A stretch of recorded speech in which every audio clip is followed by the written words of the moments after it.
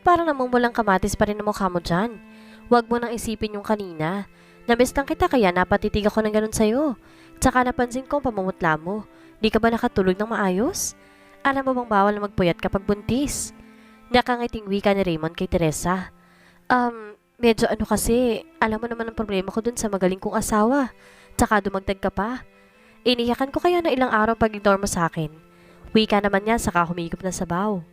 Napangiti pa siya dahil ito mismo naglagay ng kanin at ulam sa kanyang plato. Para nakasanayan natin maging ganun ka-gentleman pagdating sa kanya. O baka naman talagang ugali na nito ang ganun. Pero bakit parang ngayon lamang niya iyon napansin? At parang kinikilig pa siya na dati-dati naman ay parang normal lamang sa kanya iyon. Hindi ka pa ba nagpapacheck up? Tanong nito habang ang sariling plato naman ang sinasandukan. Hindi pa nga eh. Wala naman kasi akong alam sa ospital dito. Tsaka wala namang pakialam yung oma nito. Ikaw sana inaasahan kong sasama sa akin. Kaya lang, ayun nga. Di mo ako pinansin ng ilang araw. Ilang beses ko rin pinoblema at inika ng pambabali wala mo sa akin. Di ko naman kasi alam ang dahilan, Raymond. Ang sama ng ganun kaya please lang, wag mo nang uulitin yun. Ang hirap maghula kung ano ba talagang dahilan mo eh. Kung ano ba talagang kasalanan kong nagawa sa'yo. May bahid ng lungkot na wika ni Teresa dito. Tsaka nagsimula ng kumain. Sorry Don, medyo sinaniban yata ako ng masamang espiritu kaya nagawa ko yun. Pero hayaan mo, babawi ako sa'yo.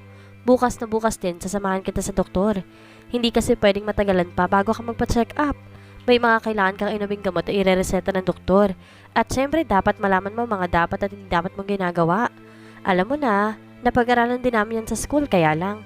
Parehas pa tayong bata kaya kulang na kulang pang kaalaman natin tungkol dyan. Yun namang asawa mong walang kwenta, siya dapat ang karami mo pero pinapabayaan ka lamang niya. Sabihin mo na kasi sa mga magulang mo ang lahat. Mahabang litanya nito. Pero Raymond, gusto ko bago ko ipagtapat sa mga magulang ko, okay na kami ni Leon. Yun bang tanggap na niya na magkaroon na siya ng anak sa akin? Ayoko magpang-abot sila ng papa ko. Hindi ko alam kung ano mangyayari sa akin kapag nagkagulo sila dahil lamang sa akin. Iba ako magalit ng papa ko. Namomroblema ang sabi ni Teresa. Ano pala yan? Hahayaan mo na lamang na ganyan ang gawin sa'yo ng lalaking yan? Teresa, hindi na uso ngayon ng martir. Please lang, gumising ka na sa katotohanan na kahit kailan, hindi kanya kayang mahalin. May mahal na siyang iba. Di ba yan ang kwento mo? Sa una pa lang Teresa, mali na eh. Dapat hindi mo na itinuloy. Tingnan mo ang kalagayan mo ngayon. Seryosong wika nito. Mukhang hindi na nito napigilan na maglabas ng saloobin tungkol sa tunay niyang kalagayan. Hindi naman nakaimik si Teresa. Maya-maya ay naramdaman na lamang niya ang paglandas ng luha sa kanyang pisngi. Muli niyang naalalang masakit na salitang binitiwan ni Leon sa kanya noong magtapat siya. Ipinagdiinan nitong kahit kailan hindi siya nito itinuring na asawa at kahit kailan din hindi siya nito makukuhang mahalin. Lalo pang sobrang sakit ang ginawang halos walang habas ito ay pamukha sa kanya na wala itong planong bigyan ng buong pamilya ang kanilang anak na ang kabit pa nitong mas mahalaga kaysa sarili nitong anak. Mahal ko kasi siya, Raymond. Mahal na mahal. Yun lamang ang tanging nasabi ni Teresa. Ang tanong, mahal ka ba niya? Alam mo sa sarili mo na kahit kailan, hindi ka niya mamahalin. Kaya bilang kaibigan mo na nagmamahal sa'yo, habang maaga pa kumalas ka na sa kanya. Huwag mong ipagsiksikan ang sarili mo sa kanya. Napakabata mo pa. Marami mas matinong lalaki dyan. Yung lalaking mamahalin ka ng totoo. Yun bang sa'yo lang nakasentro ang buhay niya? Ikaw ang nagiging lakas niya at hindi ka sasaktan.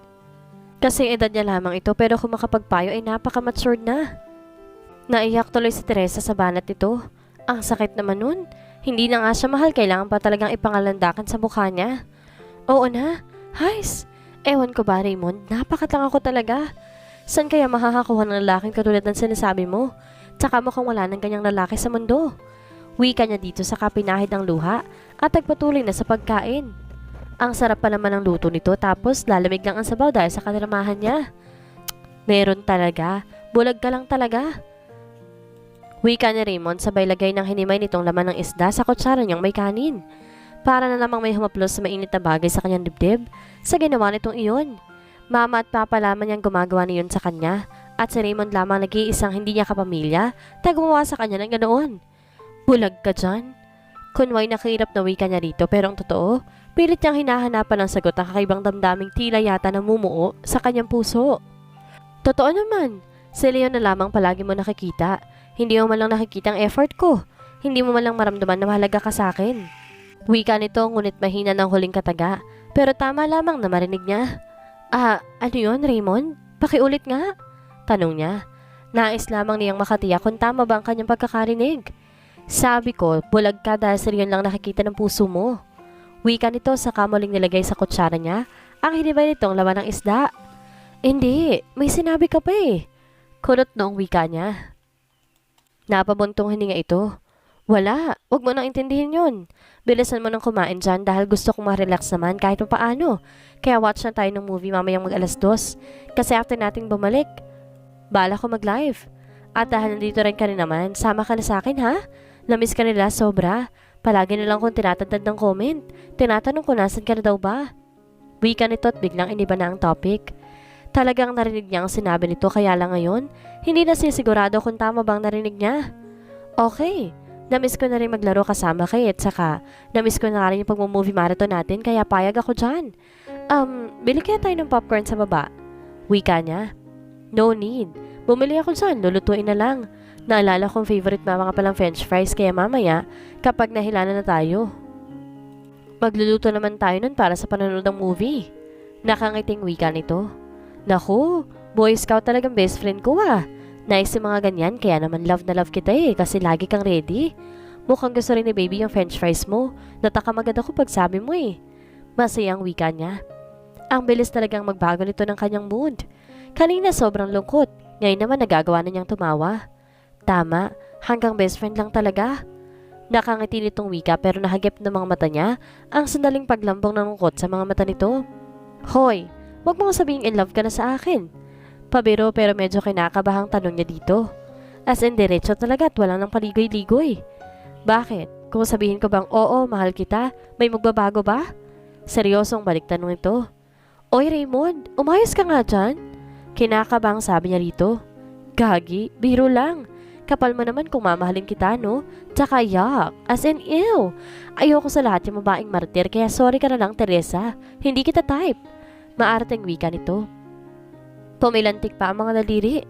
Halos maibugan na niya ang kanyang pagkain dahil sa tsura nito. Biruin mo. Lalaki tapos matcha pa.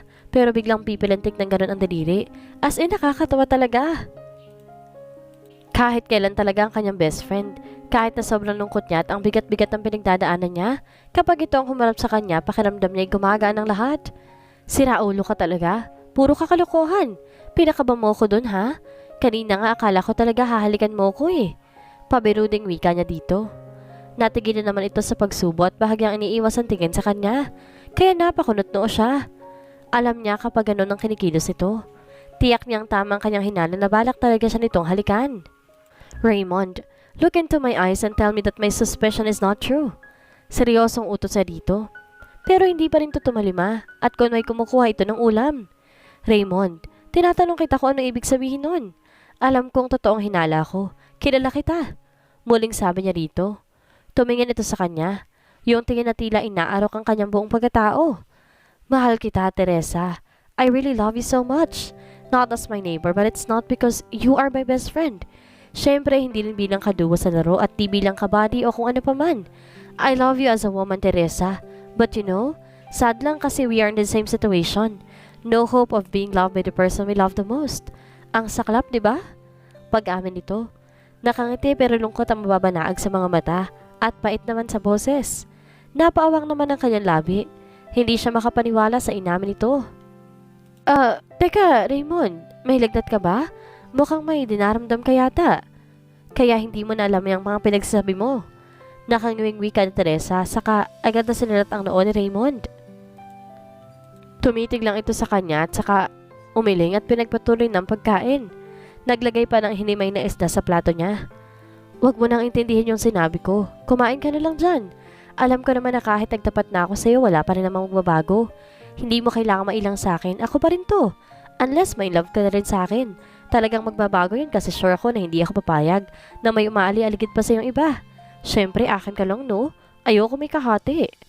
Nakangiting sabi nito pero may pag-aasam sa mga mata nito. Sira. Siyempre, hindi mangyayari yun. Kasal na ako at pagkakaanak na rin. Ibaling mo na lang sa iba yung nararamdaman mo. Yung nararapat na babae para sa'yo. Mabait ka, talagang marunong magpahalaga sa damdamin naming mga babae. Kaya I'm sure makakahanap ka ng babaeng para sa'yo. Nakangiting wika ni Teresa dito. Siya naman ang naglagay ng hinimay na isda sa plato nito. Napangiti ito sa kaagad na sinubo iyon. Well, okay lang. Tanggap ko naman. Tagal ko na rin tinimbang yan sa puso ko. Akala ko noon simpleng attraction lang pero habang tumatagal, lalong lumalalim eh. Alam mo naman kung gaano ako ka-vocal sa'yo, diba? Kaya, bakit pa ako maglilihim? Isa pa ako din na mahihirapan, kaya, ayun. Cool lang ang wika nito. Ibang-iba talaga ang ugali nito kay Leon. Kaya lang minsan napapansin niya na may hawag ito ng kaunti sa lalaki. Pero imposible namang related ang dalawa. Kaya lang mukhang may malalim na galit itong si Raymond kay Leon. Noon pa niya nais usasain to tungkol doon pero alam naman niyang masyado na iyong personal. Minsan na rin niya kasing nakausap ang mama nito. Nalaman nitong asawa siya ni Leon. Iniisip niya noon na baka magalit to kasi akala niya may something sa dalawa. Pero kinatawa pa nito ng malaman na asawa talaga si Leon at hindi pinsan. Sa wakas daw ay naisip ni Leon na mag-asawa. Parang may malalim na pinagsamahan ng dalawa. Si Raymond naman inis na inis kapag nababanggit ng ina ni si Leon. Naku, gutom lang yan. Bilisan na natin para makapaglaro na tayo. Namiss ko na rin kasama ka sa paglalaro eh. Nakangiting wika niya sa kabilisan ng pagkain. Okay po. Ngayon kahit mamatay na ako wala akong pagsisisihan dahil nasabi ko na sa iyong nararamdaman ko. Nakangiting wika nitong muli. Sira. Pabiglang wika ni Teresa. Saka wala sa loob ng tampal niya ito sa braso. Sabay katok ng 3 beses sa kahoy na lamesa. Manahimik ka nga dyan sa mga pinagsasabi mong lalaki ka. Kahit biro, wag mong masasabi yan ha? Ines na wika nito. Totoo naman Teresa. Walang permanente dito sa mundo. Lahat tayo darating sa puntong yun. Wika nito. Aish! Basta. Stop na or else makakatikim ka na talaga sa akin ng malakas na batok. Inis na wika niya saka tumayo na para magtigil na ito. Tapos naman na sila kaya siya lang kusa nagigpit ng kinainan nito. Ako na dyan buntis. Baka makasama pa sa yung paghuhugas ng plato. Pigil nito sa kanya. Ay, grabe naman. Masyado akong binibaby Raymond. Kayang-kaya ko to, no? Ako pa ba? Nakangiting wika dito. Kung pwede nga lang maging baby ka eh. Kaya lang, late na ako. Natatawang biro nito. Sira. Mabuti pa ayusin mo na yung setup natin sa room mo para makapagsimula na tayo after. Okay po, baby ko.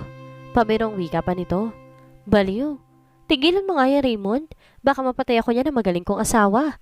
Kakaiba pa naman kung magalit ang moko na yun. Suway niya dito. Naku, sumbong mo pa sa akin kapag sinaktan ka na naman. I-report ko talaga siya sa polis. Inis na wika nito. Opo na sir. Sige na, tsupi na. Para matapos ko na to. Pagtatama niya rito at sinimulan ng maghugas. Matapos yun, nag-stream nga si Raymond. At syempre, nasa tabi siya nito. Nagpalit na rin to ng damit. Buti na nga lang dahil mukhang katulad ng mga fans nito, naapektuhan din siya sa mga sexy abs ito. Iba talaga yung saya kapag ito ang kanyang kasama. Napapatali pa siya at napapahagalpak ng tawa. Lalo na sa mga birot kalokohan nito habang naglalaro sila. Syempre, maging mga viewers nila tuwang-tuwa sa kanila. Marami nang nagtatanong kung ano nga ba daw real score sa kanilang dalawa. Pero syempre, pabilong sinasabi ni Raymond sa baby niya sa to. Susundan pa nito sa pagtawag sa kanya na baby. Kaya naman natatawa na lamang talaga siya dito. Hinahayaan na lamang niya mga kalokohan nito. May mga sweet gesture din itong ginagawa. Kaya naman hindi halos mawala ang ingay sa comment section. Tapos na nakakainis lang dati-dati. Parang wala lang yun sa kanya. Bakit ngayon bigla-bigla yata nakakaramdam siya ng kilig para dito? Namumula pa ang kanyang pisngi tuwing tatawagin siya nitong love. Marami rin nagmamakaawang sagutin na niya si Raymond. Akala talaga namang ito ay may romance na namamagitan sa kanilang dalawa. Sinabi na lang niya na oo para tumigil na ito sa pagko-comment. Pero nawindang siya nang bigyan na ng date ang official na sila na daw ni Raymond. Tuwang-tuwa naman si Raymond tapos sinabi na paano ba daw yun? Nagkaroon na raw to ng girlfriend nang wala sa oras. Kaya todo pasalamat sa mga fans ang mokong. Ang sarap ng kutungan pero naninibago siya sa kanyang nararamdaman. Never pa siya nakaranas pagka-boyfriend. Bakit parang iba ang dating sa kanya? Nang sabihin ni Raymond na, paano ba yan Teresa? Girlfriend na kita. Tawa lang ang sinagot niya. Pero may kakaiba sa kanyang puso. Basta, ewan. Ang hirap ipaliwanag pero napangiti lamang siya nang makitang kasiyahan sa mukha ni Raymond. Halos 2 oras din silang naglaro. After 2 hours, tinapos na ni Raymond ang live saka pinaghanap na siya ng movies sa papanoorin nila. Dumating na rin ang in-order niyang Bagoong kaya lumabas siya saglit para i-receive ang order niya. Si Raymond naman nagluto na ng french fries. Nakakainin nila habang nanonood ng movie. Pagbalik niya ay nagtungo siya sa kusina para tulungan ito magluto. Pero nakita niya may tinitingnan nito sa may hita nito. Napakunot noo siya nang makita iyon. Malaking pasa iyon kung hindi siya nagkakamali. Agad siyang lumapit dito. Tatakpan sana nito iyon pero huli na. Nakita na niya. Ano yan? Bakit may pasa ka? Na paano yan? Nag-aalala niya ang tanong dito. Saka siniyasat iyon. Nabangga ng bike yan. Nasa park kasi ako kahapon. Naglalakad ako, di ka napansin na bike pala kaya, ayan. Hindi naman malala kaya wag kang mag-alala. Wika nito sabay tinakpan na yun ng short. Sigurado ka ba? Bakit kasi di ka nag-iingat? Kahit kailan talaga walking disaster ka. Noong nakaraan nagkapasa ka na sa may braso. Sabi mo nabangga ka sa pader. Mag-ingat ka namang lalaki ka. Inis na pagalit niya dito pero ang totoo, nag-aalala siya dito ng sobra. Opo, madam. Naku, mas malala ka pa kay mami kung talakan ako ah. Pero okay na okay yan. Feeling ko tuloy ginagampanan mo pagiging girlfriend mo sa akin. Ay, ang sarap talaga sa pakiramdam na may girlfriend. Nakangising pahayag nito. Sira, girlfriend mo mukha mo. Tigil-tigilan mo ako sa pagpapakute mo dyan. Pinagsabihan kita kaya makinig ka naman. Patuloy na talak niya. Kasi naman, pakitang mo kong. Nagpapaganda pa ng mata habang nakatingin sa kanya. Nahihiwagaan naman siya sa kanyang sarili kaya dinaan na lamang niya, kunwari sa galit. Ramdam niya ang pag-iinit ng kanyang mukha na sabihin nitong girlfriend siya. Wala nang viewers kaya hindi na kailangan tawagin pa siya nito ng ganun. O talagang inaasar lamang siya nito. Napailing na lamang siya at nagkunwari na lamang na naiihi kaya nagtungo siya sa CR. Doon siya napabuga ng hangin.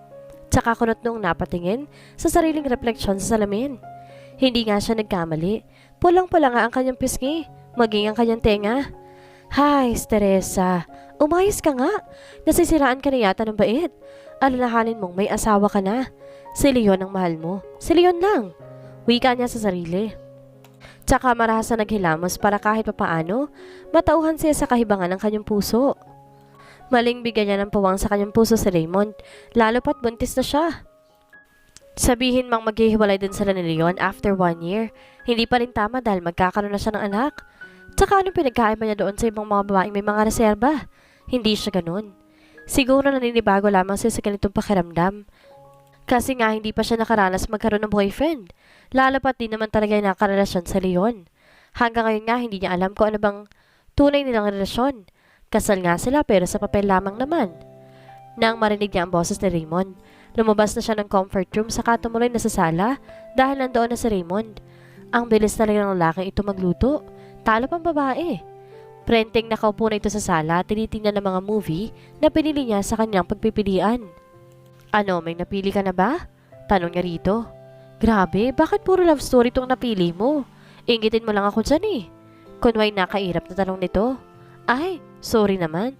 Kala ko yan ang trip mo eh. Diba puro ganyan ang pinapanood natin? Wika ni Teresa. Napanood mo na ba yung All of Us Are Dead?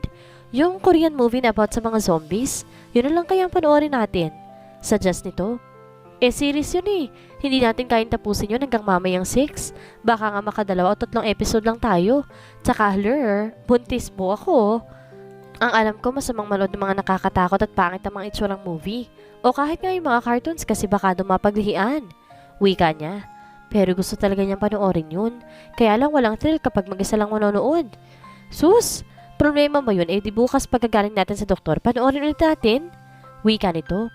Tsaka wag kang magpapaniwala sa mga pamahiin o sabi-sabi. Hindi totoo yun. Sabi nga ni Mommy, lagi din siya nanonood ng horror movies. At yung Nemo para, bakit di naman ako nagbukang isda? Kaya wag kang maniwala sa mga ganun. Wikang muli nito. Tsaka pinagduldulan pa sa mukha niya ang mukha nito. Hay nako, ikaw talaga ang dami mong alam. Oo na, mas pogi ka na sa isda. Natatawang wika ni Teresa dito. Grabe naman, mas pogi nga ako sa isda pa. Ikaw talaga love, malala ka talagang manlait pagdating sa akin.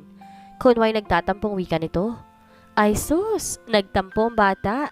Oo na, pogi ka na. Mas pogi ka pa kay Opa Liminho ko. Natatawang wika nito. Yan, ganun dapat. Pero sige na girlfriend, please, pumayag ka na. Paranas naman nung kunwari natatakot ka tapos iyakap ka sa akin. Sige na. Bakit pa na pagmamakaawa nito? Natawa na lamang si Teresa sa maitim nitong balak. Gusto lang palang makayakap ng kumag. Oh, siya. Bilis na i-play mo at baka magbago pang isip ko. Natatawang wika niya sa kakumuha ng french fries. Napangiti siya. Alam na alam talaga nitong flavor na gusto niya sa french fries. 2 flavor. Cheese para dito at sour cream naman para sa kanya. Mabuti pa ito kahit konting panahon lamang sila naging magkaibigan. Marami nitong alam sa kanya.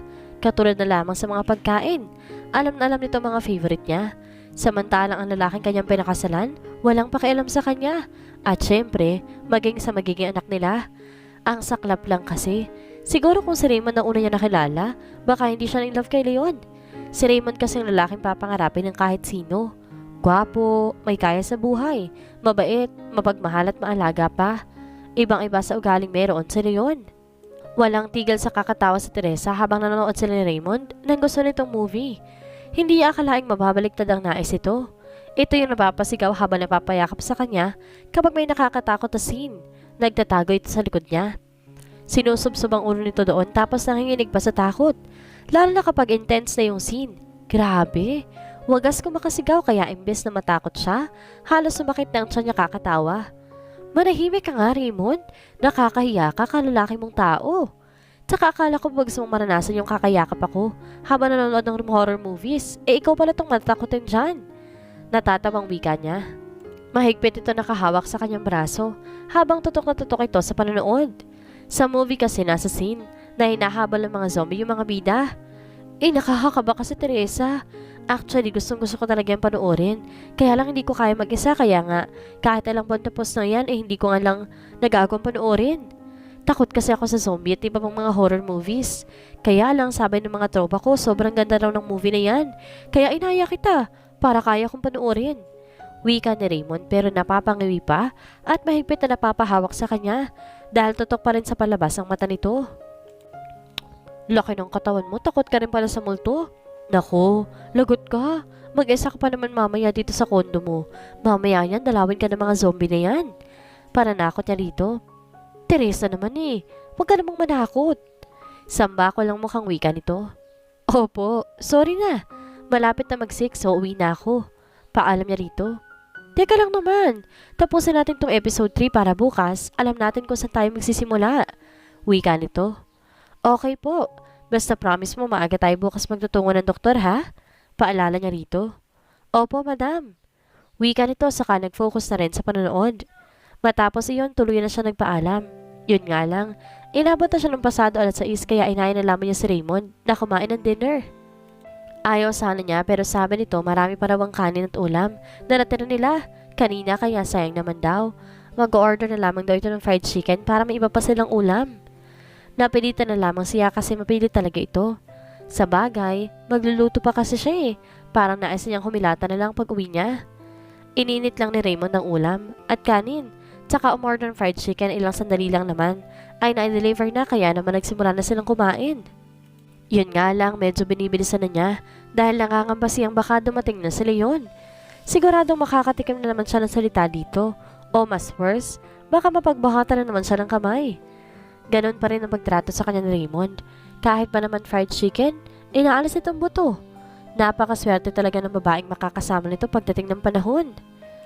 Kahit na nagtapat na ito sa kanya ng tunay itong nararamdaman, hindi pa rin siya nailang dito.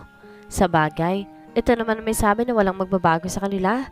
Kaya pala may mga time na nahuli niya ito, dati, na matiim na nakatitig sa kanya. Noon pa lang dapat nahalata na niya, kaya lang magaling din ito magtago, dinadaan sa mga kalokohan nito. Nang matapos silang kumain, nagpaalma siya dito. Iyahatid pa talaga siya hanggang sa may pinto ng kanilang kondo. Napaka-gentleman talaga ng lalaki ito kahit kailan. Ang sarap siguro magkaroon ng boyfriend na katulad nito. Pagkapasok ni Teresa sa loob, nakahinga siya maluwag na mapagtantong wala pa si Leon. Salamat na lamang talaga dahil kung sakaling nauna itong dumating, ewan talaga niya kung ano mangyayari itong gagawin. Inilagay niya sa lamesa ang babot niyang mangga na kinuha katina ni Raymond, pati na in-order niyang bagoong kanina. Balak niyang kainin yun mamaya habang nanonood ng TV kapag nahilanan na siya ng konti. Maya-maya dumating na si Leon. Tinignan lamang siya nito na walang mababasang emosyon sa mga mata. Ibang-ibang tingin nito sa tingin ni Raymond. Kay Raymond mababanaag ang paggalang, pagmamahal at pag-care sa kanya. Ngunit ang lalaking ito kundi galit at puot ang mababasa sa mga mata. Kadalasan naman ay blanco lang at wala ka talagang mabasang kahit na ano. Minabuti niyang wag na lamang itong pansinin. Binuksan na lamang niya ang TV at nanood ng balita doon. Maya-maya naman nagchat si Raymond kaya masaya niya itong nireplyan. Talagang mohokong na yun? May pasabi sa'yo pang miss na kita girlfriend. Pasaway talaga. Pero ewan ba niya? Kinikilig talaga siya. Akala niya kay Leon lang siya makakaramdam ng ganito. Maya-maya, nagulat siya nang biglang isa na ng malakas si Leon ang pinto ng silid nito. Lumabas pala ito pero matalim ang tingin ipinupukol sa kanya. Kahit kailan talaga panila ng moment ito. Akala mo pinaglihis sa sama ng loob. Kaya nga kahit anong galit ito, pinipili na lamang niya magpakumbaba. Kinabukasan, gaya na napag-usapan, maaga nga sila nagtungo sa ospital ni Raymond. May malapit palang ospital sa kanilang tinitirahan ay hindi man lamang niya alam. Pero nagmotor pa rin sila ni Leon patungo doon. Kaya lang natatawa na lamang siya dahil halos hindi naman sila umuusad. Parang pagong lang itong magpatakbo at kapag may hams sa madadaanan, ingat na ingat ito. Natatawa na nga lang siya dito pero nahihiya din sa mga kasunod nila dahil nga sa kabagalan nito magpatakbo. Galit na nga ang mga ito. Todo busina na rin ang iba pero wala itong pake. Basta ingat na ingat ito sa pagpapatakbo. Nang makaharap na nila ang doktor, agad ay inasikaso siya nito.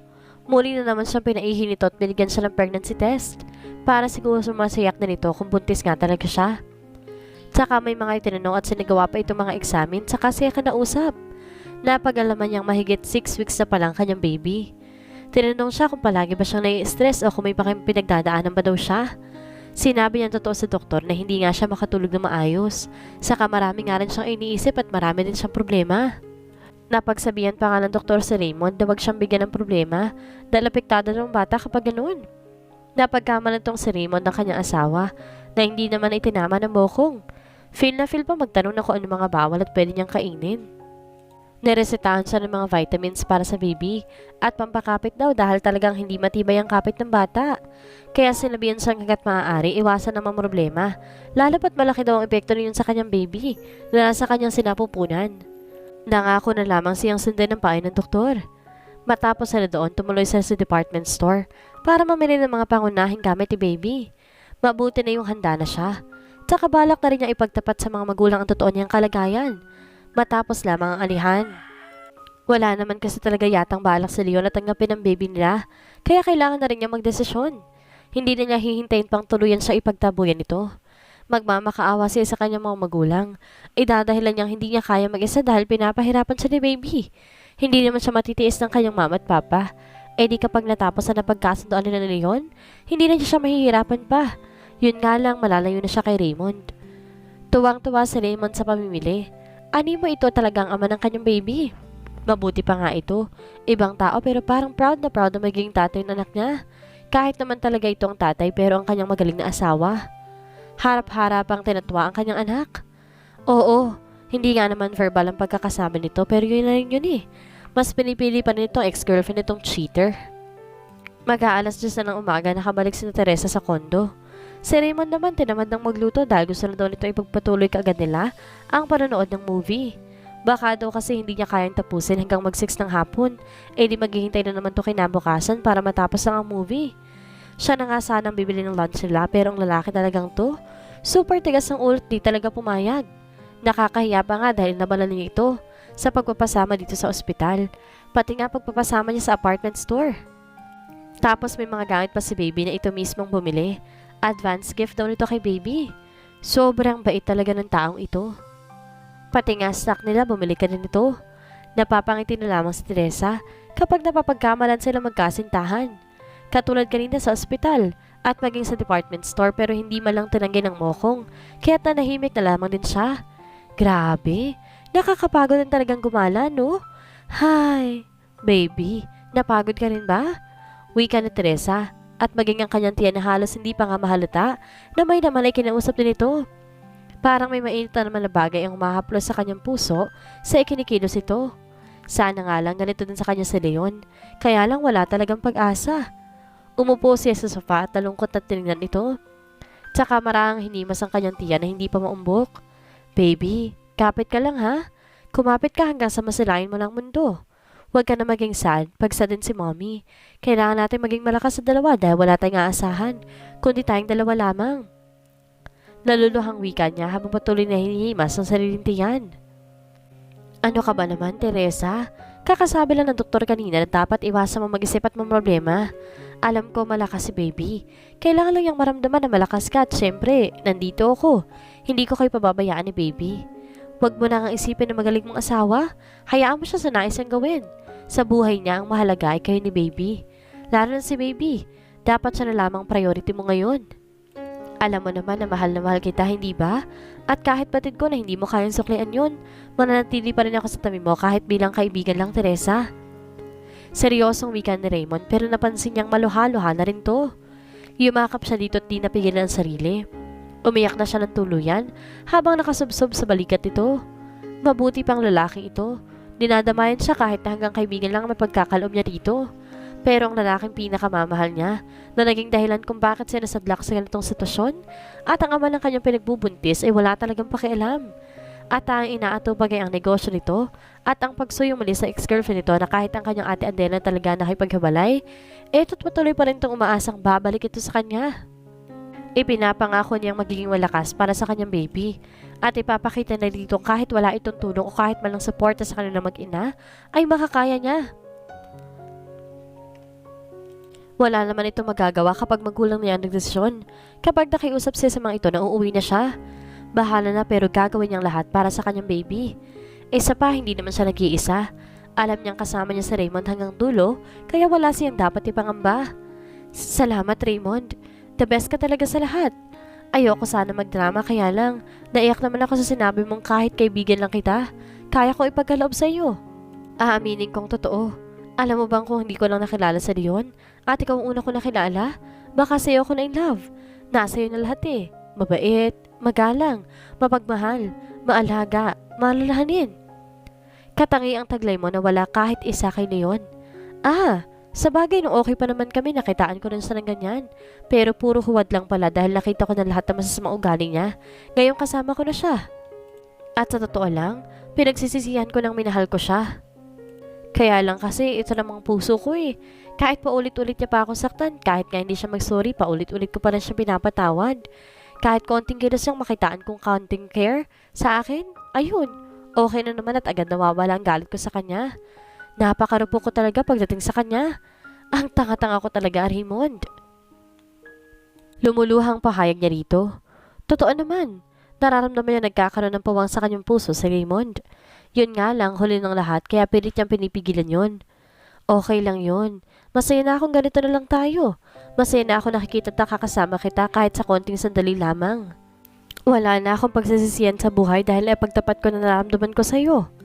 Mamatay man ako, aalis ako masaya. Nakangiti nitong wika. Aray! Daing nito. Nabatukan niya kasi ito nang wala sa oras. Ikaw talaga, di ba sinabi ko wag kang magsalita na about sa mga ganyang bagay? Hindi ka na talaga nakikinig. Naiiyak pa rin singhala Teresa dito. Kainis kasi lagi ito nagbabagit ng mga ganong bagay. Ayaw na ayaw pa naman ginagawang biro tungkol sa ganun.